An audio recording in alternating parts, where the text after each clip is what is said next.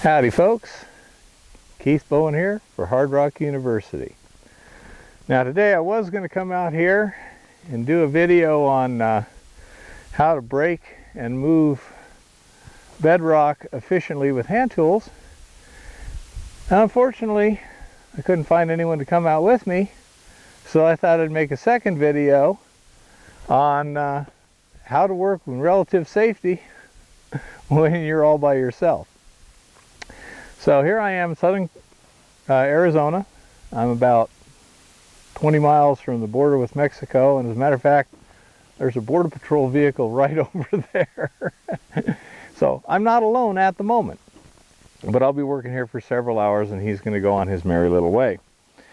Now, when you're working by yourself, the first thing you have to consider is, you know, just like you would with anything, what do you expect to do? What do you expect to encounter? So I got my tools here, I've got my safety equipment, I got my lunch and some water. I've checked the weather. It's going to be like this for the next 5 days, highs in the 70s, lows in the 30s. No chance of rain on the forecast. So I know what to expect. I know what to expect in the weather. I've been here many times. On the road, I was ready to either repair or reverse, depending upon what I ran into. It's a little bit worse than it was last time I was up here, but passable. As witness, I'm here. And so I know what to expect. I'm prepared for what I'm expecting. But the important thing is be prepared for what you're not expecting. Now, the first thing you should do whenever you're coming in a place like this, alone or not, is you let somebody know where you're going, what you're doing, when you're going to check in. Doesn't matter if they're at home. They can be, my daughter's 250 miles from here. She could be my safety person. She'd have to have a little better idea exactly where I was. In other words, I'd have to give her GPS coordinates and stuff. As it is, my other half and my roommate have a map at home, a USGS topo map with exactly where I'm going to be on it. They've been out here themselves, and they have a Chevy Suburban with four-wheel drive. So if I don't show up and check in by 7 o'clock tonight, they will be coming out looking for me. If you don't have cell phone coverage, if you don't have communications, you need to have a safety person. And even if you do have cell phone coverage, it's not going to do you a damn bit of good underground. It's not going to do you any good if you fall down, hit your head, and get knocked out. So you need that safety person. Somebody in a city that knows where you're at, when you're going to check in. Always follow the itinerary exactly, unless you can call back and modify it with your safety person.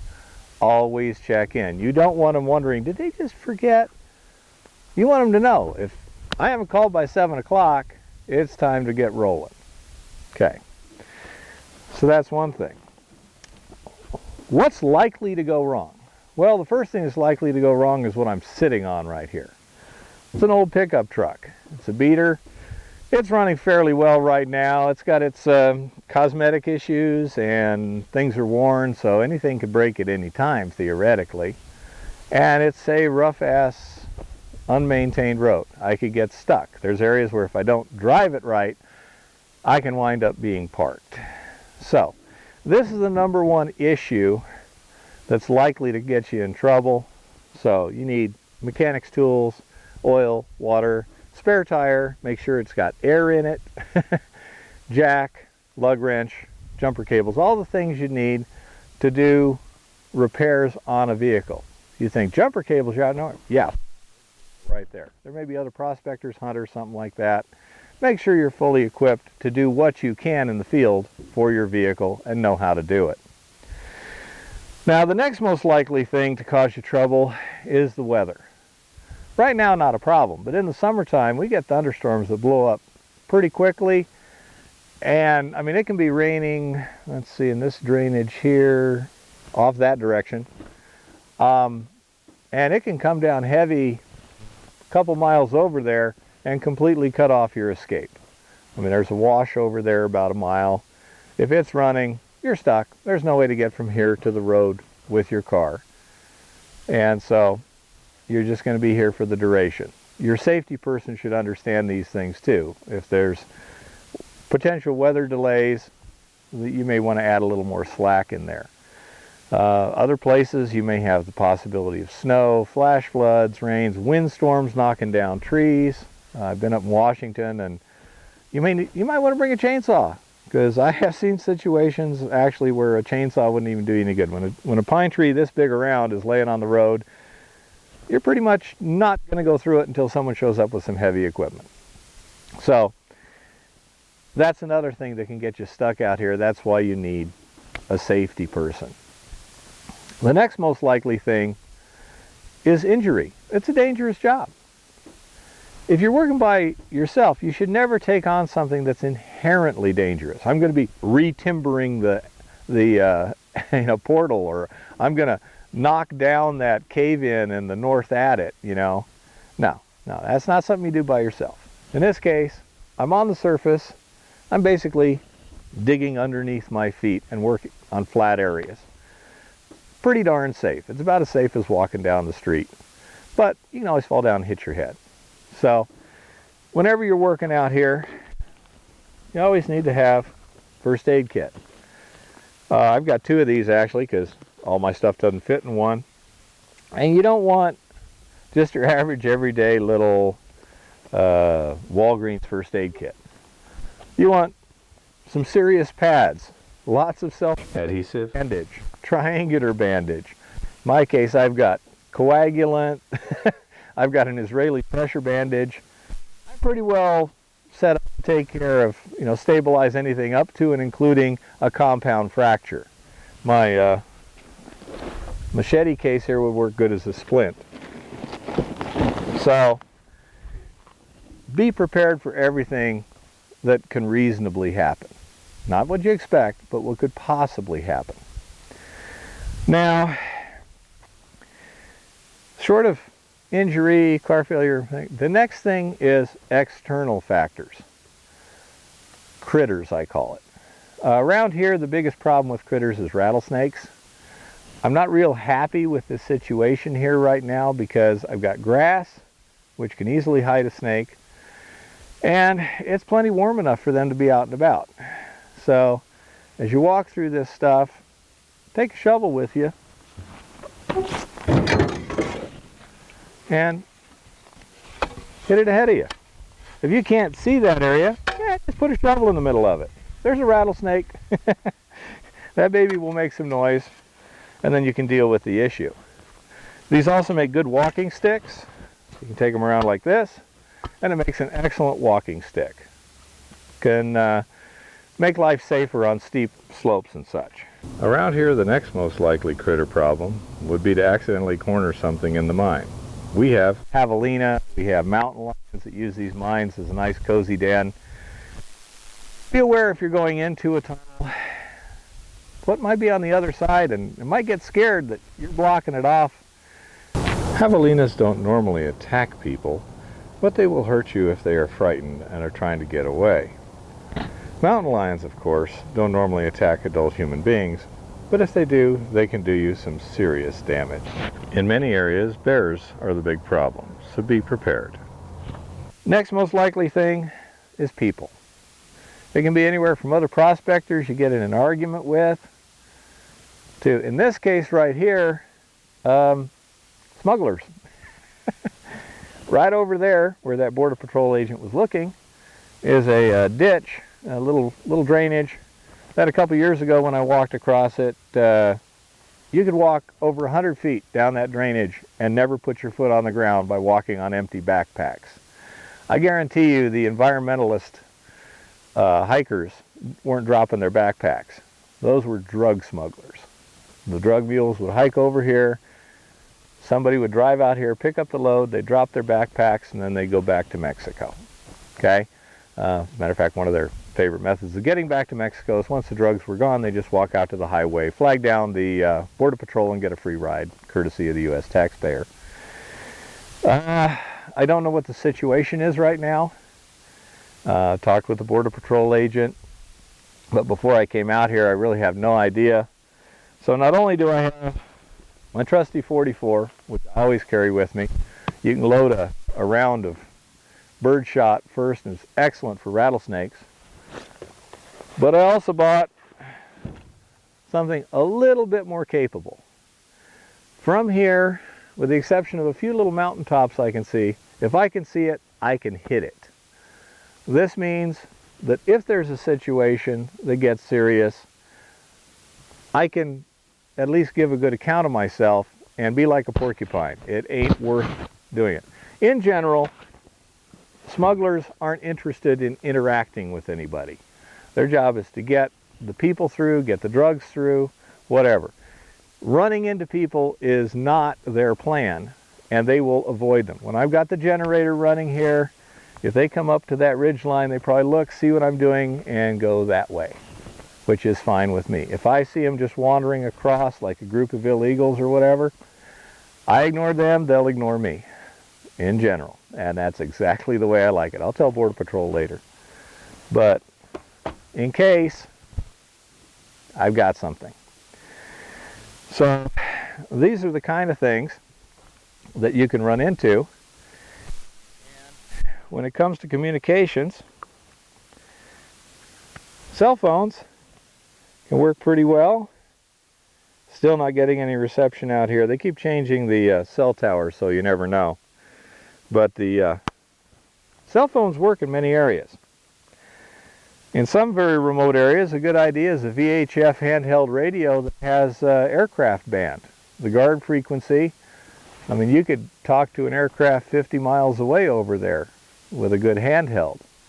Places like Alaska, where there's lots of planes flying and not much else around, it's a good backup system.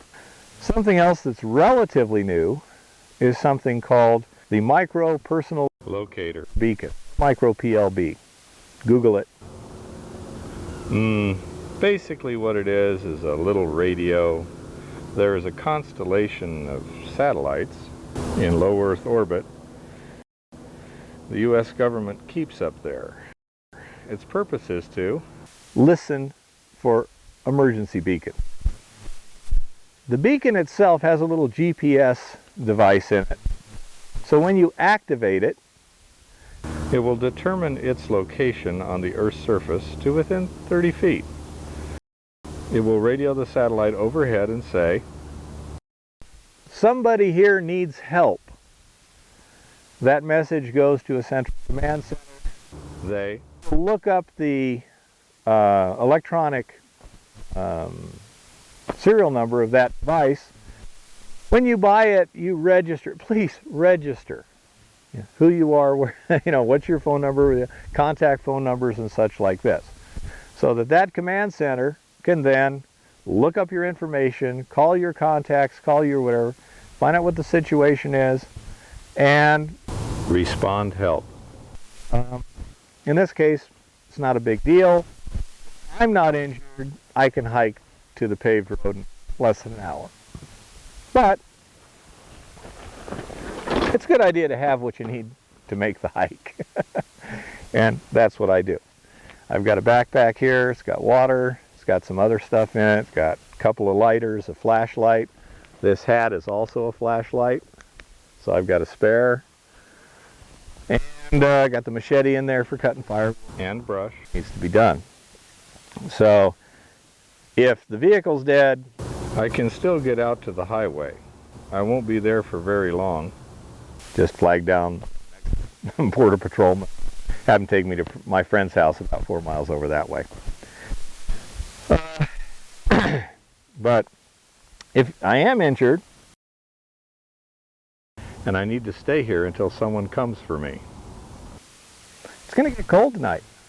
It's going to get down to almost freezing. Might actually get below freezing right here. Hard to tell. That's darn cold. I have a couple of jackets here. And I have a sleeping bag. This is a 0-degree sleeping bag. The ratings they have on sleeping bags, I don't believe them. If it says 32, it means it'll keep you warm in 45. Get a 0-degree at least. But with this sleeping bag, I can stay nice and comfortable while I wait for someone if I'm not able to hike out. Most likely thing would be I sprain my ankle badly. I just do something stupid, twist my ankle. I can't walk. and then the vehicle breaks down. Because I can drive with 1 foot, but let's say the vehicle gets stuck. Okay, I'm going to have to wait for help. It'll be here between 10 and midnight. So this is to keep me warm. This allows me to hike out of here. Plenty of emergency supplies, so if I hurt myself on the way, highly unlikely as it is a road, I'll still have food and water. I have extra food. I got my lunch in the truck, but you want to have enough calories to stay fully functional. Your body, if it doesn't eat after about 12, 16 hours, it starts cutting back to conserve energy. In a survival situation, you don't want that. Make sure you got plenty of food. If you're planning on being gone for a week, you need to have plenty of food. You need to have probably another means of communications, whatever that is. But, you know, if somebody gets hurt the first day, you don't want to be waiting for another 6 days for rescue. In this case, I'm just out here for the afternoon. People know it. People will be here. Secondary communication's not as critical, and so I don't have it. But it's not terribly expensive nowadays. Look into it if you deal with those kind of situations. So that's the basic thing. When you're working by yourself, number one, don't take any chances. Don't do anything stupid. Instead of climbing down the mountainside over the rocks, take the trail. Keep it safe. Don't take any unnecessary risks. Number two, be prepared for what you expect and what you don't expect to happen, but which could happen. Have a backup system. Plan A, Plan B, Plan C. Plan A, I'm out of here and I've checked in well before 7. Plan B, vehicle breaks down, gets stuck. I'm out at the highway. I've still checked in by 7, but by now they know exactly what I need to help to get out of the situation. Plan C, I can't get to my check-in in time, and they'll be coming out looking for me. They know exactly where I am, and they know exactly the route I took. So, I'm covered several different ways. There's also the possibility of prospectors, border patrol, helicopters. There's a number of possibilities. But always have at least a plan C, a worst case scenario plan that will automatically execute if nothing stops it. Because when you're by yourself, prospecting or hiking or whatever, when you're out in the sticks, but whenever you're by yourself especially, you don't have a backup system.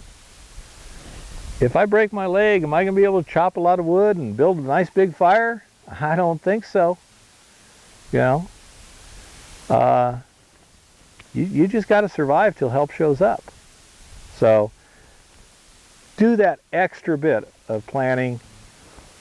Get more stuff than you need.